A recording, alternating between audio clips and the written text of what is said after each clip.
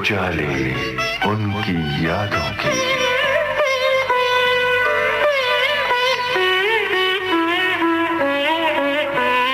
उजाले उनकी यादों के।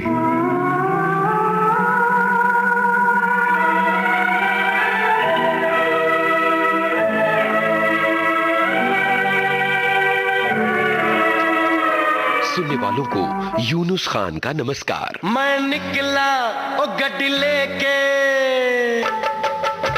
एक अभिनेता जिसकी एक खास शैली है और आप में से कई उस शैली के दीवाने हैं। केस यही रफा दफा कर दूंगा, ना तारीख ना सुनवाई, सीधा इंसाफ, वो भी ताबड़तोड़। चड्ढा समझाओ इसे, ऐसे खिलौने बाजार में बहुत बिकते हैं, मगर इसे खेलने के लिए जो जिगर चाहिए ना, वो दुनिया के किसी बाजार में नहीं बिकता। मर्द उसे लेकर पैदा होता है, और जब ये 2.5 किलो का हाथ किसी पर पड़ता है ना, तो आदमी उठता नहीं, उठ जाता है। उन्होंने अपनी अभिनय प्रतिभा के बूते पर जीते हैं 2 राष्ट्रीय पुरस्कार। तारीख पर तारीख, तारीख पर तारीख, तारीख पर तारीख, तारीख पर तारीख मिलती रही है, लेकिन इंसाफ नहीं मिला मिलोड, इंसाफ नहीं मिला। मिली है तो सिर्फ ये तारीख। वे जाने माने अभिनेता धर्मेंद्र के बेटे हैं। उनके हिस्से में आई हैं कुछ यादगार फिल्में। मेरे माँ बाप बहने सबको मार डाला था तुम लोगों ने, लेकिन वो एक जुनून था जो गुजर गया। आज मैं अपने प्यार को लेने आया हूँ, अपने बच्चे की माँ को लेने आया हूँ। मैं नफरत भुला चुका हूँ, आप भी भुला दीजिए। नफरत भुला दूं? वो भी तुम हिंदुस्तानियों से? बरसात से बचने की हैसियत नहीं और गोलीबारी की बात कर रहे हैं आप लोग। उजाले उनकी यादों के इस कार्यक्रम में अभिनेता सनी देओल,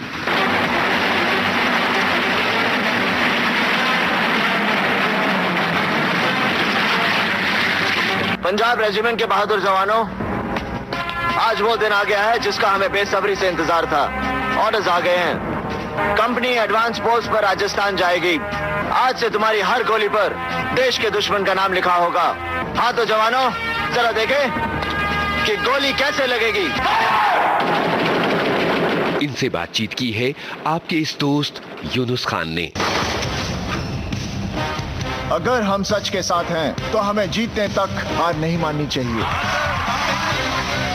पिछले हफ्ते सनी देओल से आपके इस दोस्त यूनुस खान की बातचीत इस मोड़ पर जाकर खत्म हुई थी। जैसे मैं पहुंचा पहले दिन ही मेरी जो शूटिंग थी, तो एक्शन सीक्वेंस था, शॉर्ट फाइट थी, और वहां पर उस आदमी से गलती से मेरे हाथ पे लगी, मेरे अंगूठा पूरा यहाँ से अंदर से नाखून के यहाँ पूरा कट गया। ओ ओ ओ पहले ही तो दिन? पहले ही दिन। Oh my God. और ये पूरा उखड़ जाए तो आदमी की तो हालत खराब हो जाती है। बिल्कुल। और उसके बाद कह रहे हैं, डायरेक्टर साहब कह रहे हैं चलो एक्शन नहीं अभी सीन करते हैं। मेरा धप धप धप धप दुख रहा है। मतलब ये क्या है? मैं बेताब करके आ रहा हूँ। इस तरह का तो हमारे यहाँ था नहीं, जहाँ मैं एक्टिंग कर रहा था खुद की फिल्म में। ये क्या, ये किस तरह की जगह है? फिर क्या हुआ? कुछ नहीं, फिर मैंने उस दिन शूटिंग नहीं की। मैंने बोला मेरे बिकॉज दर्द इतना हो रहा था, किसी का कभी नाखून उखड़ जाए तो उसका दर्द जो उसी को पता है, जिसको पता क्या होता कैसा है नाखून का। बिल्कुल बिल्कुल।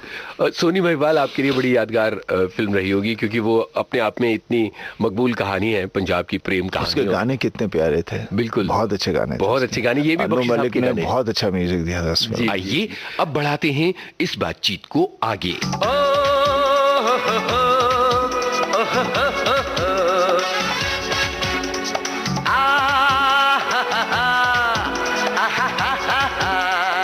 बचपन में कभी डैडी की फिल्मों की शूट देखने के लिए आप जाया करते थे? इतना ज्यादा नहीं, पर गया हूँ मैं, 1-2 बार गया हूँ। एक बार थी आंखें की सीन था पापा का, वो क्या बात है? छोटे थे हम, मैं और मेरी बहन थे, वहां पर गए थे राजकमल में, और वहां पर पापा की फाइट टाइगर के साथ थी। अच्छा, वो अपने वो ही शूटिंग देखी है? क्या बात है, क्या बात है। उस शूटिंग में वहाँ थे। उसके अलावा फिर मैं पापा के साथ और भी जगह गया हूँ।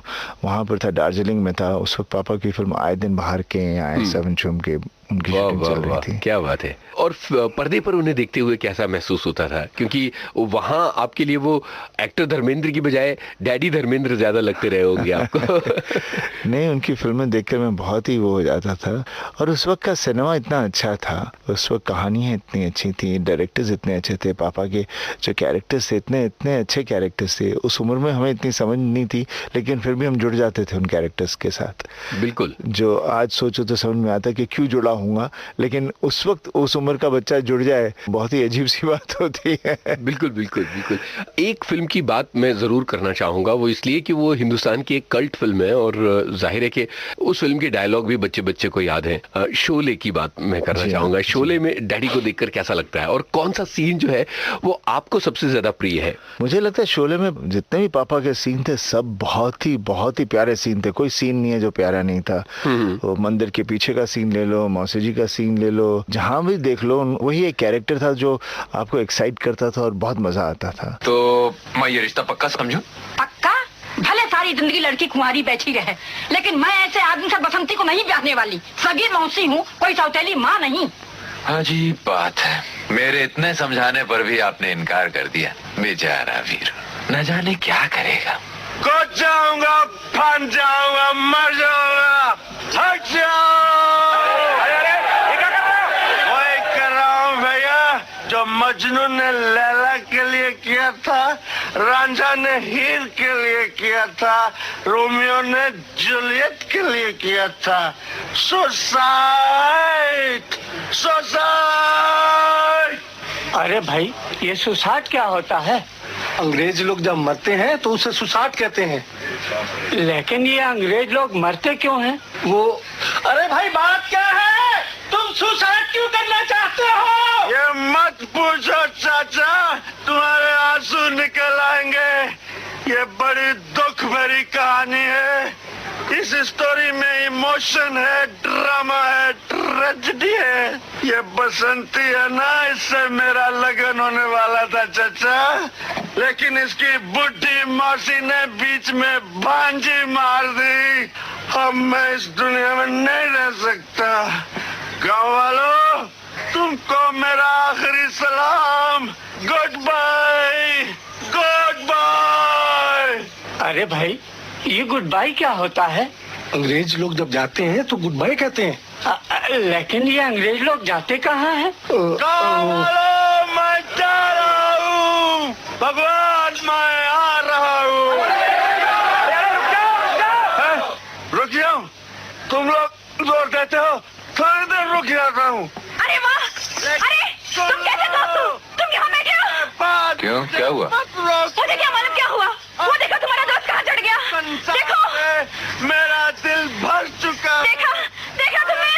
वालों, मेरे रास्ते हाँ, में देखा, मत आओ। कुछ नहीं होगा।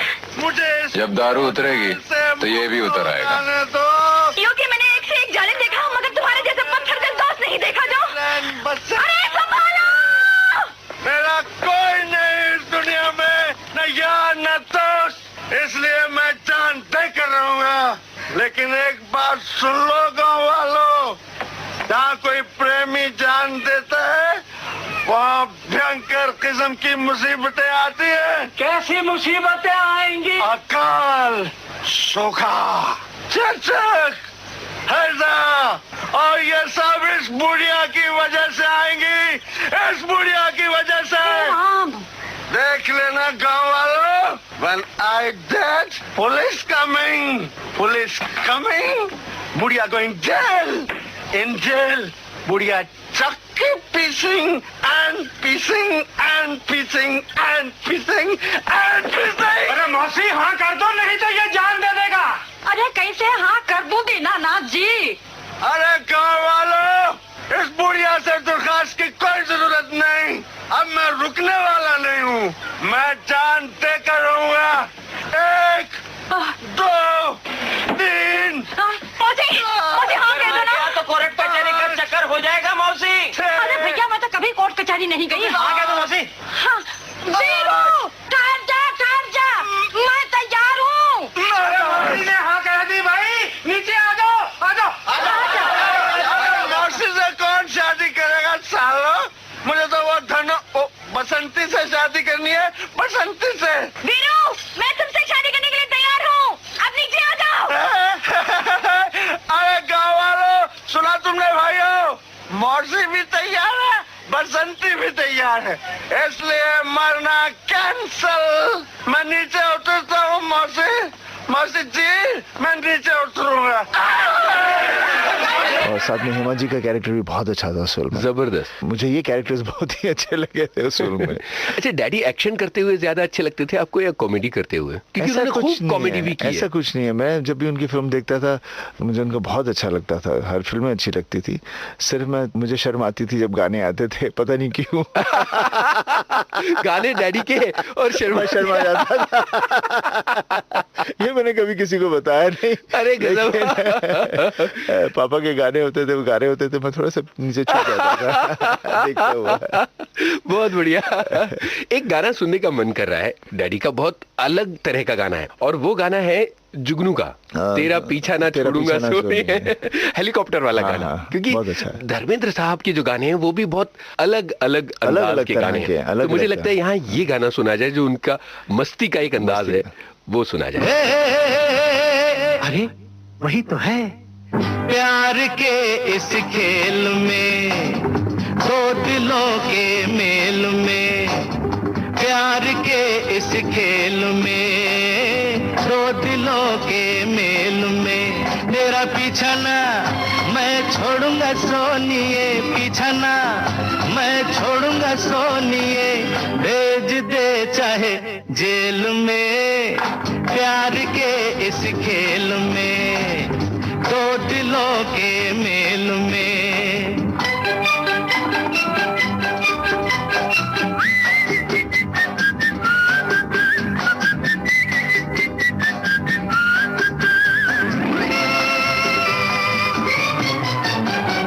डरता मैं नहीं, चाहे हो जमीन, चाहे आसमां, जहां भी तू जाएगी मैं वहां चला आऊंगा। डरता मैं नहीं, चाहे हो जमीन, चाहे आसमां, जहां भी तू जाएगी मैं वहां चला आऊं, तेरा पीछा ना छोड़ूंगा सोनिए, पीछा ना मैं छोड़ूंगा सोनिए, भेज दे चाहे जेल में, प्यार के इस खेल में, दो दिलों के मेल में।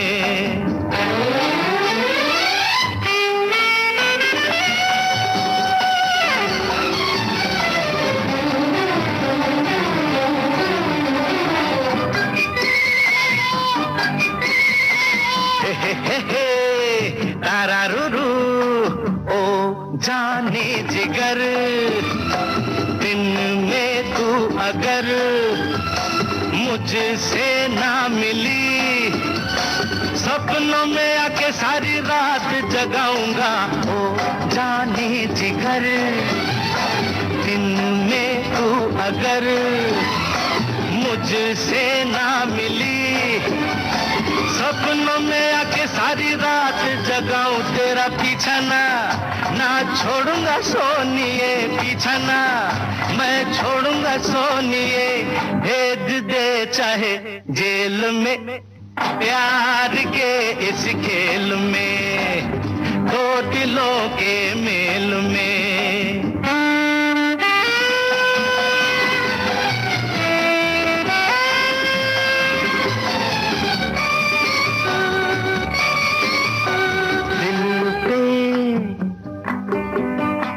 दिल पे हाथ से लिख ले बात ये, वादा ये रहा, तेरे घर लेके मैं बारात कभी आऊंगा। दिल पे हाथ से लिख ले बात ये, वादा ये रहा, तेरे घर लेके मैं बारात कभी आऊं, तेरा पीछा ना छोड़ूंगा सोनिए, पीछा ना मैं छोड़ूंगा सोनिए, भेज दे चाहे जेल में,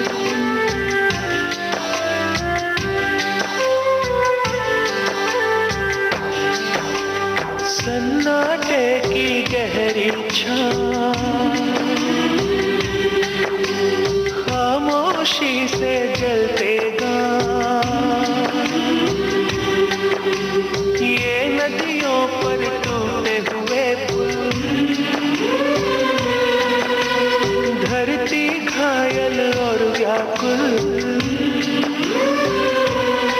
ये खेत बमों से झुलसे हुए, ये खाली रास्ते सहमे हुए, ये मातम करता सारा समाज, ये जलते घर ये काला धुआं, ये जलते घर ये काला धुआं।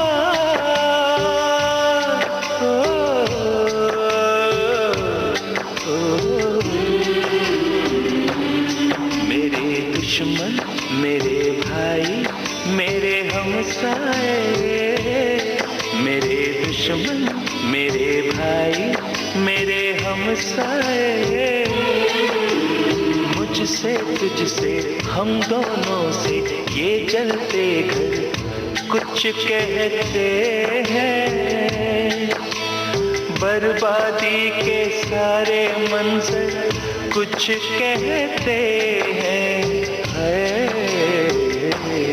मेरे दुश्मन मेरे भाई मेरे हमसाए,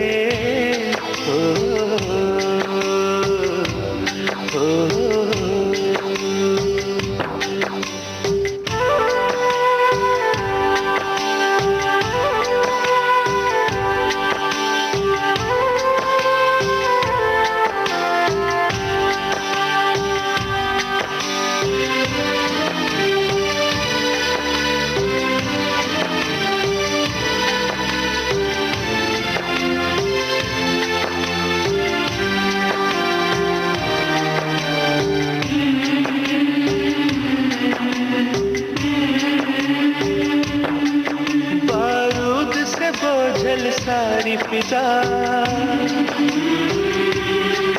है मौत की बू फैलाती हवा, जख्मों पे है छाई लाचारी, गलियों में है फिरती बीमारी, ये मरते बच्चे हाथों में,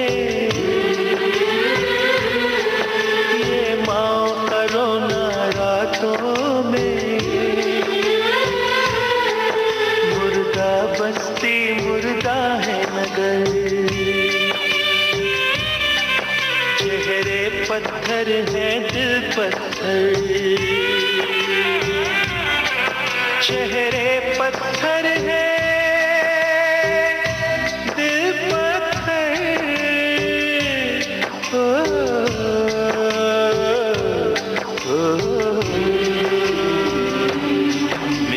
दुश्मन मेरे भाई मेरे हमसाए, मेरे दुश्मन मेरे भाई मेरे हमसाए, मुझसे तुझसे हम दोनों से सुनिए पत्थर कुछ कहते हैं,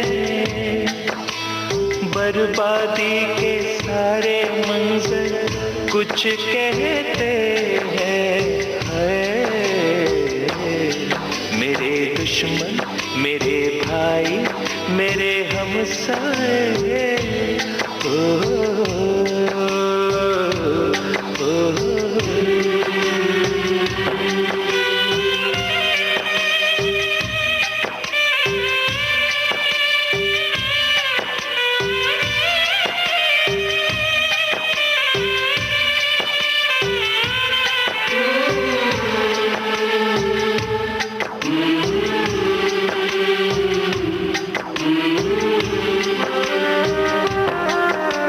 दुश्मन मेरे भाई मेरे हमसाए, चेहरों के दिलों के ये पत्थर ये जलते घर, बर्बादी के सारे मंजर सब मेरे नगर सब तेरे नगर ये कहते हैं, इस सरहद पर फुनकारेगा कब तक नफरत का ये अजगर, कब तक नफरत का ये अजगर। सरहद पर फुनकारेगा कब तक नफरत का ये अजगर। हम अपने अपने खेतों में गेहूं की जगह चावल की जगह ये बंदूकें क्यों बोते हैं। जब दोनों ही की गलियों में कुछ भूखे बच्चे रोते हैं, कुछ भूखे बच्चे रोते हैं। खाए कसम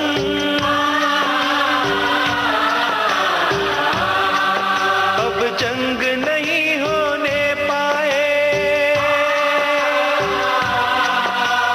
खाए कसम अब जंग नहीं होने पाए। और उस दिन का रास्ता देखे जब खिल उठे तेरा भी चमन। जब खिल उठे मेरा भी चमन। तेरा भी वतन मेरा भी वतन, मेरा भी वतन तेरा भी वतन।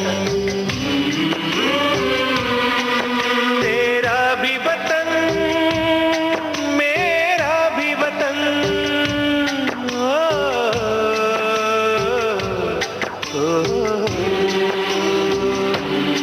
मेरे दोस्त मेरे भाई मेरे हमसाए। मेरे दोस्त मेरे भाई मेरे हमसाए।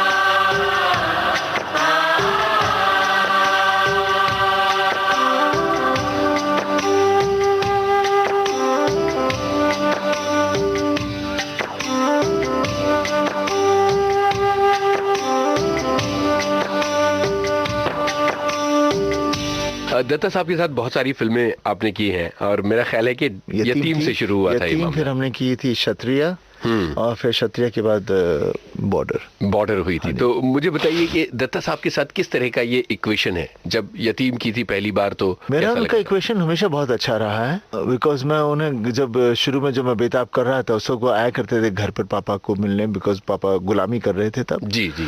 तो उसी वक्त से हमारी कोई कनेक्ट थी कि बिकॉज वो भी यंग थे, हम के कुछ करेंगे, कुछ अच्छी सी फिल्म। और उनका भी सोच वैसे ही था जैसे मैं उस वक्त मेरी सोच थी, जैसी मैं फिल्में कर रहा था। तो वहाँ से वो यतीम की कहानी भी आइडिया आया जहाँ से ये पूरी चीज़ शुरू हुई। और उनके डैडी बहुत प्यारा लिखते थे, बिल्कुल बहुत बहुत ओपी दत्ता साहब। हाँ जी, उनकी जो राइटिंग होती थी, उनके डायलॉग्स भी ऐसे थे कि बोलते बोलते मुझे अभी भी याद है बॉर्डर का एक डायलॉग था जो सीन रहा नहीं फिल्म में, वो मैं सीन जितनी बार पढ़ता था रो पड़ता था। क्या बात, इतना प्यारा सीन था वो जी। पढ़ते पढ़ते रो पड़ता था। कमाल लिखते थे वो। वाकई बहुत अच्छा, बहुत बेहतरीन राइटर थे और बहुत रेस्पेक्टेड राइटर हुआ करते थे। तो बात जेपी की हो रही थी। जेपी ने आपके साथ और डैडी के साथ बहुत सारी फिल्में एक के बाद एक की हैं और बहुत हाई रिगार्ड्स के साथ वो आपको नहीं obviously we are a family. दोनों में आपस में हम एक फैमिली की तरह ही हैं। So we have great regards and respect for each other. क्षत्रिय का कोई गाना सुना जाए यहाँ पर? क्षत्रिय का कौन सा गाना मैं कहूँ? एक गाना था जो आंधी आ रही है, उसमें था मेरा और रवीना का एक गाना था। वही सुनते हैं। हाँ वो अच्छा था, मुझे याद नहीं आ रहा, लेकिन मुझे याद है जब मैं शूटिंग कर रहा था बहुत अच्छा लगता था। अच्छा। उस वक्त ही एक आंधी चल रही थी और रेत यहाँ से वहाँ उड़ रही थी और उसके बीच में हमने उसका मौका का फायदा उठा के हमने शूट किया था वो गाना। क्या बात।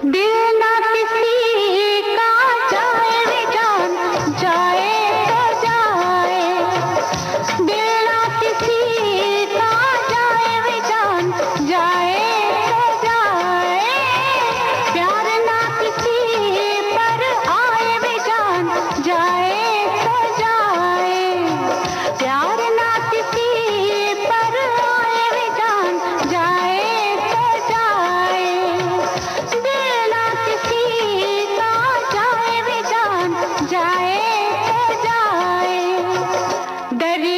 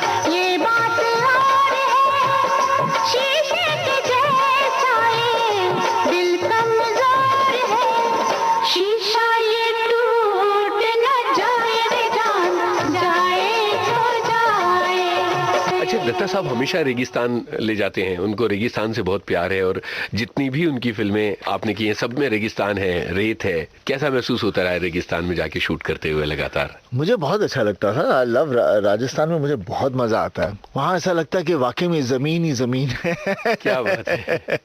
नहीं तो हर थोड़ी देर बाद कुछ ना तो कुछ आ जाता है जी। तो वहाँ की एक अपनी खूबसूरती है। और मैं वहाँ कितनी बार सोचता हूँ, कितनी बार जब ड्राइव्स भी, शूटिंग में अक्सर मैं अपनी गाड़ियाँ लेके जाता हूँ तो ड्राइव पे बहुत निकल जाता हूँ। अच्छा, आपको ड्राइविंग बहुत पसंद है?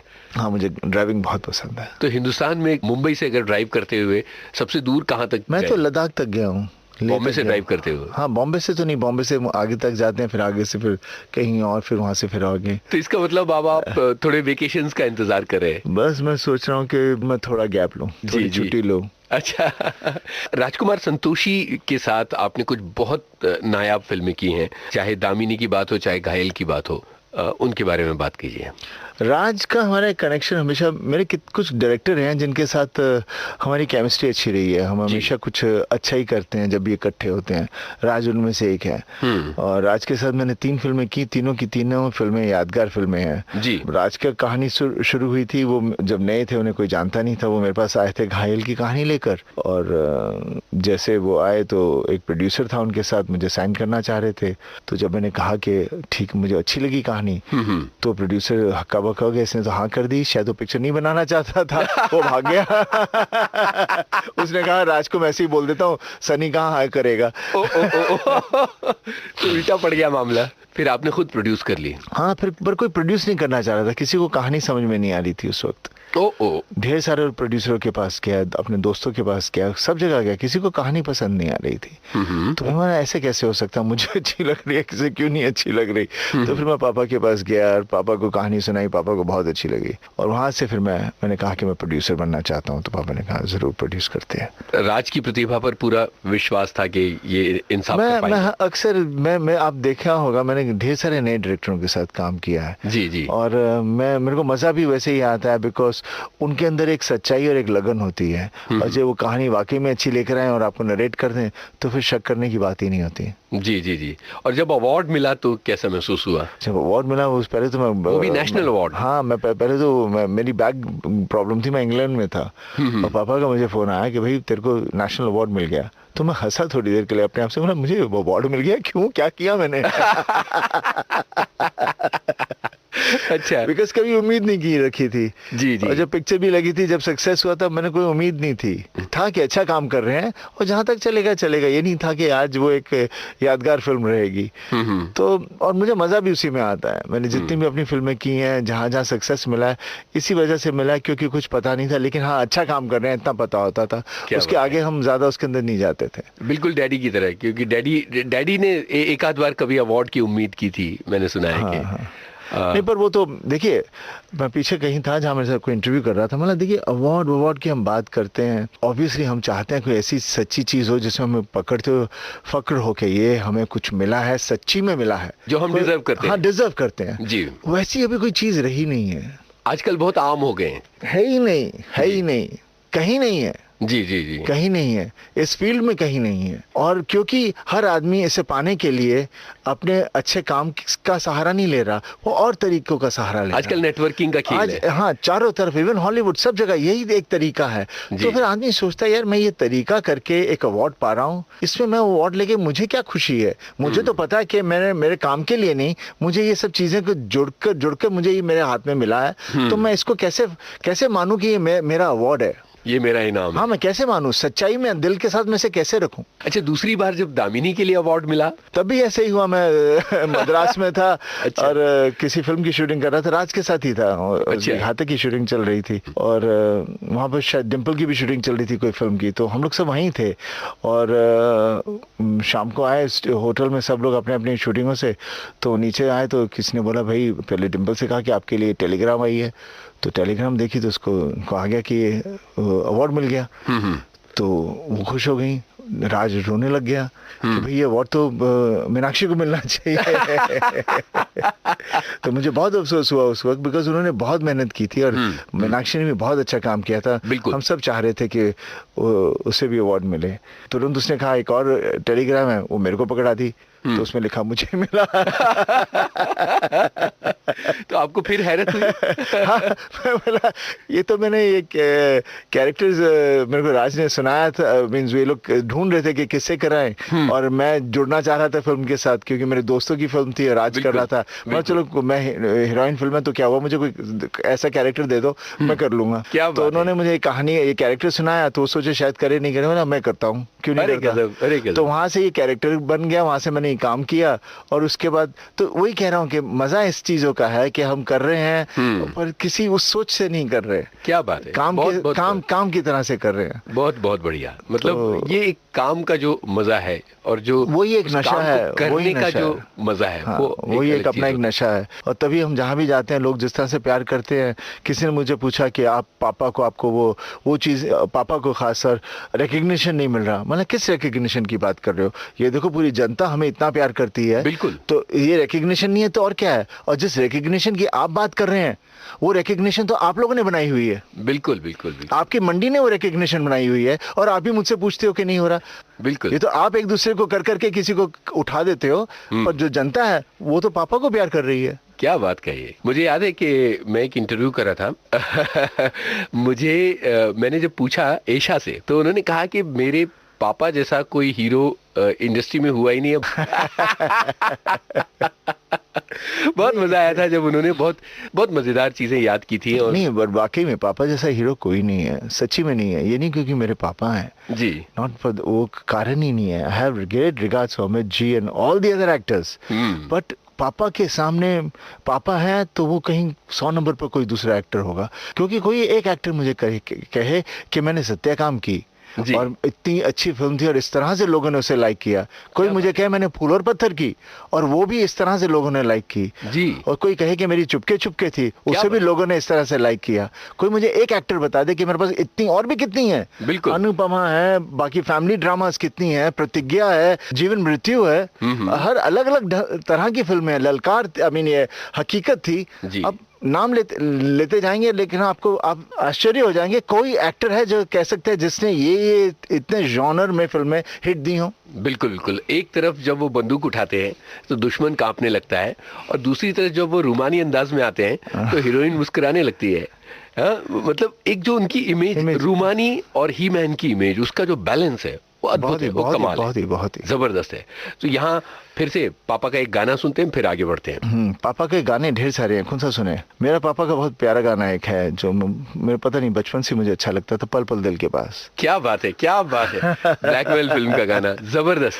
सुनते हैं ये गाना, और ये गाना कमाल की बात यह है कि किशोर दा के लिए याद किया जाता है, लेकिन जब भी जहन में तस्वीर उभरती है तो धर्मेंद्र की तस्वीर उभरती है और वो कपड़े सूख रहे हैं और वो जो सीन्स हैं वो अद्भुत हैं। मतलब कुल मिलाकर वो जो गाने का इम्पैक्ट, गाना तो गोल्डी जी ने जो जिस तरह से उन्होंने उसे पिक्चराइज किया था जी, उसकी पिक्चराइजेशन ही बहुत ही, वो आज तक हम कितने सोचते हैं कि कितना प्यारा, इतना जैसा गाना है वैसी पिक्चराइजेशन थी उस गाने की। बिल्कुल बिल्कुल। कई बार यूं होता है कि गाने जो हैं वो बनते बहुत अच्छे हैं लेकिन पिक्चराइजेशन में नहीं। और फिर दूसरा गाना भी ब्लैकमेल का था, वो क्या था जो मिले मिले दो बदन, क्या एक अंदर छुपे हुए हैं, उसके अंदर ही पूरा उन्होंने कर दिया लकड़ियों के बीच में। कितना मुश्किल हो सकता है ये। बिल्कुल सुनते हैं ये गाना पल पल दिल के बाद।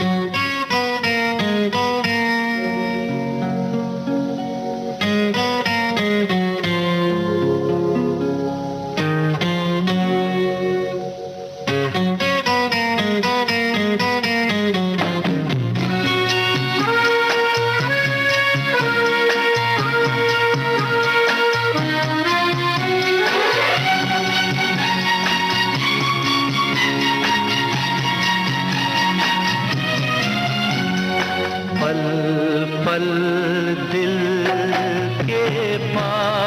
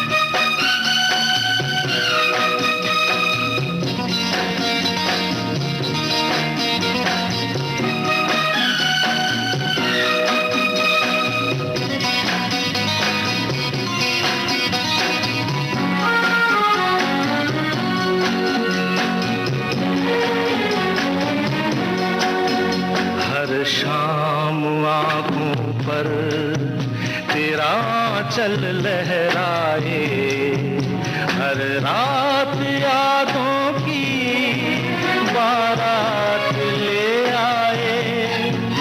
मैं सांस लेता हूँ तेरी खुशबू आती है, एक महका महका सा पैगाम लाती है। मेरे दिल की धड़कन भी तेरे गीत गाती है। पल पल दिल के पास तुम रहती हो।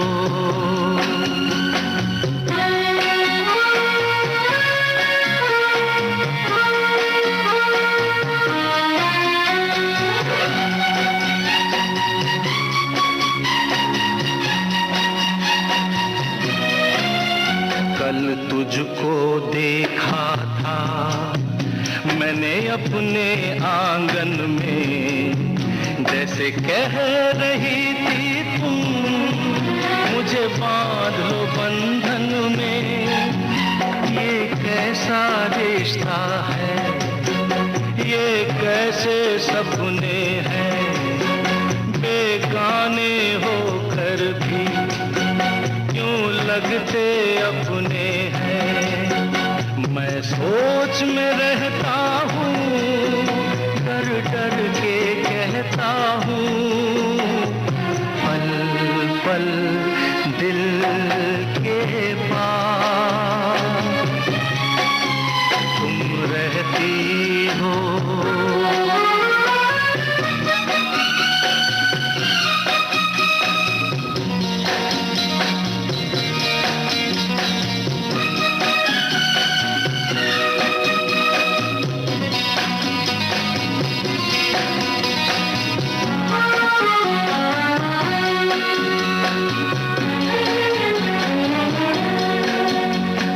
सोचोगी क्यों इतना मैं तुमसे प्यार करूं, तुम समझोगी दीवाना मैं भी इकरार करूं।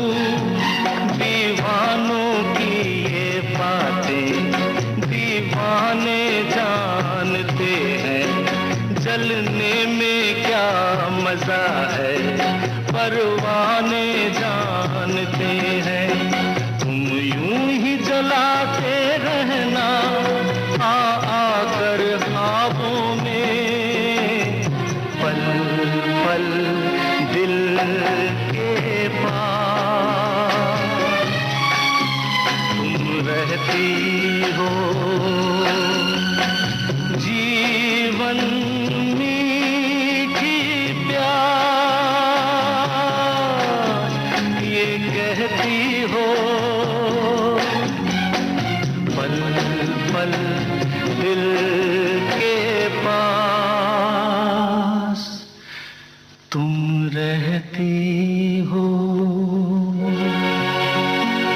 सनी, जब खाली वक्त होता है, अगर मिल जाता है खाली वक्त, तो आप क्या करना पसंद करते हैं? उस वक्त क्या कर रहे हो? देखिए, अक्सर तो मैं काम ही कर रहा होता हूँ या फिल्म के बारे में सोच रहा होता हूँ, या जब एक्टिंग ज़्यादा करता तो एक्टिंग कर रहा होता था 24 घंटे जी। अदरवाइज जब भी मुझे मौका मिलता है तो मैं कहीं चला जाता हूँ, या इंग्लैंड चला जाता हूँ या मनाली चला जाता हूँ, कहीं चला जाता हूँ, बिकॉज मुझे घूमने का, गाड़ी चलाने का बहुत शौक है। तो मैं पहाड़ों में अक्सर जाता हूँ, और नहीं तो फिर मैं अपने फार्म पे चला जाता हूँ खंडाला में, फिर वहाँ पर मैं हाइकिंग करता रहता हूँ। वाह। तो मुझे मेरे शौक कुछ इस तरह के हैं। अच्छा, पापा के साथ जब होते हैं तो किस तरह की बातें होती है? ओल्ड टाइम्स की बात होती है? पापा के साथ तो पापा है, तो पापा के सामने तो बात क्या करेंगे। अच्छा। पापा के सामने मेरी बोलती नहीं निकलती, चुप हो जाता। पापा को भी शेर व शायरी का शौक है? कभी वो अपनी पापा ने कई बार शेर व शायरी की, सुनाई है, बताई है, और कितने बहुत अच्छी है उनके वही मैं कह रहा हूँ, उनके ही इज मल्टीटास्किंग, कितना कुछ है। और मैं बस, हमारी अभी कोशिश रहेगी कि उन पर एक पूरी एक डॉक्यूमेंट्री करूं या कोई बुक बनाएं जिसमें उनका पूरा उनकी जो उनकी जर्नी है वो मैं चाहूँगा कि रखें, बनाएं, और ताकि सबको पढ़ना चाहेंगे, जानना चाहेंगे कि ये आदमी कहाँ से आया और कैसे क्या से क्या और किस तरह से लोगों के दिलों में बैठा आपको हुआ है। जरूर करना चाहिए सनी, बल्कि पुस्तक के साथ साथ डॉक्यूमेंट्री भी होनी चाहिए जिसमें लोग खुद अपनी आंखों से देख नहीं करेंगे ये बहुत अद्भुत काम होगा। और हमारी तमन्ना है कि इसके लिए भी आपको एक नेशनल अवार्ड मिले क्योंकि अपने आप में एक बहुत अलग तरह का काम होगा। हमारे देश में बायोग्राफीज उस तरह से नहीं बनाई जाती हैं, बहुत जरूरी होता है कि लोगों बायोग्राफी तो नहीं पापा की करूंगा, जस्ट एक काइंड ऑफ सही ढंग से हो, बिल्कुल, और वो करें। पर आजकल लोग काफी फिल्में बनाने लगे हैं इन सब चीजों पर, जी जो मुझे कुछ पता नहीं उनके बारे में, बट हमारे यहाँ भी एक फैशन शुरू हो जाता है तो फिर सब वही करते रहते हैं। जी सनी, क्या अगली पीढ़ी भी एक्टिंग की दुनिया में आने के लिए तैयार है? हाँ, मेरा बेटा आएगा जी, दोनों बेटे एक्टर बनना चाह रहे हैं डेफिनेटली। मेरी जैसे कहा, ये फिल्म के बाद मैं फिर डिस्कस करूंगा कि मैं आगे क्या क्या करना चाह रहा हूँ, क्या करूंगा, क्योंकि अक्सर फिर कुछ कह दो फिर आगे ठीक तरह से कुछ ऊपर नीचे हो जाता है तो फिर उसकी फिर एक नेगेटिव न्यूज़ शुरू हो जाती है। और मुझे नेगेटिव न्यूज़ का शौक नहीं है, जबकि लोग कहते हैं कि नेगेटिव भी अच्छा होता है, पॉजिटिव भी अच्छा होता है। आपको अपनी न्यूज़ में रहना चाहिए। फिर से गाना सुनते हैं, फिर आगे बढ़ते हैं।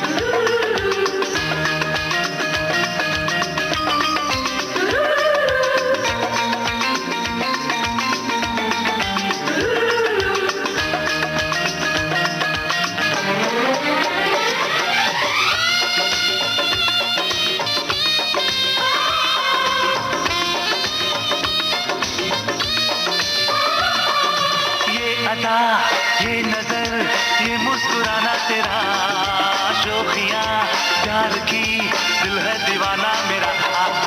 ये अदा, ये नजर, ये मुस्कुराना तेरा, शोखियां प्यार की, दिल है दीवाना मेरा। रंग है, रूप है, ख्वाबों की बारात है, और क्या चाहिए, जन्नत मेरे साथ है।